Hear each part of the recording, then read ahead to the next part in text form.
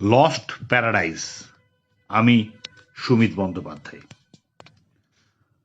আমরাই শেষ জেনারেশন যারা স্বর্গ দেখেছি, কোনো জেনারেশনই আর তা দেখতে পাবে না।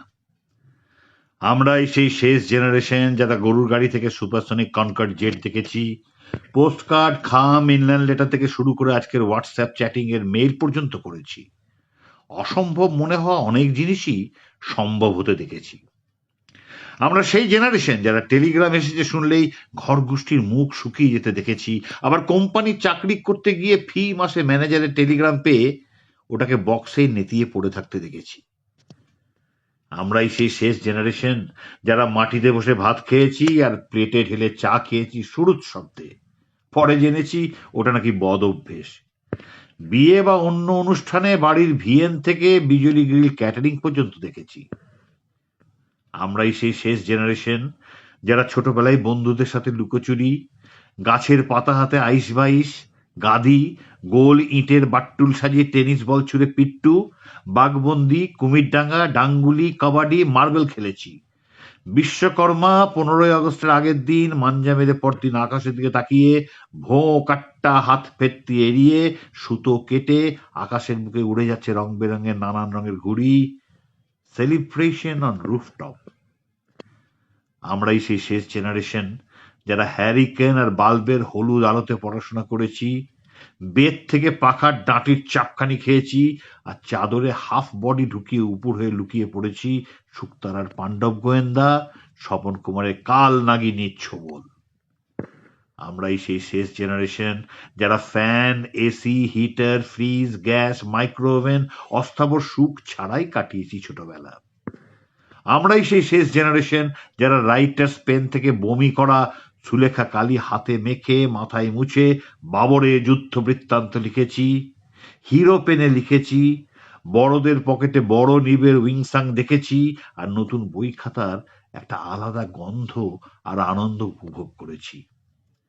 আমরাই সেই শেষ জেনারেশন যারা বিনা টিফিনে স্কুলে গেছি, জিভে কারেন্ট নুন ঠেকিয়ে কারেন্ট উপভোগ করেছি, স্কুলের টিচারের হাতে মার খেয়ে বাড়ি এসে নালিশ করাতে সেকেন্ড রাউন্ড বেদম free style one way fight সহ্য করেছি।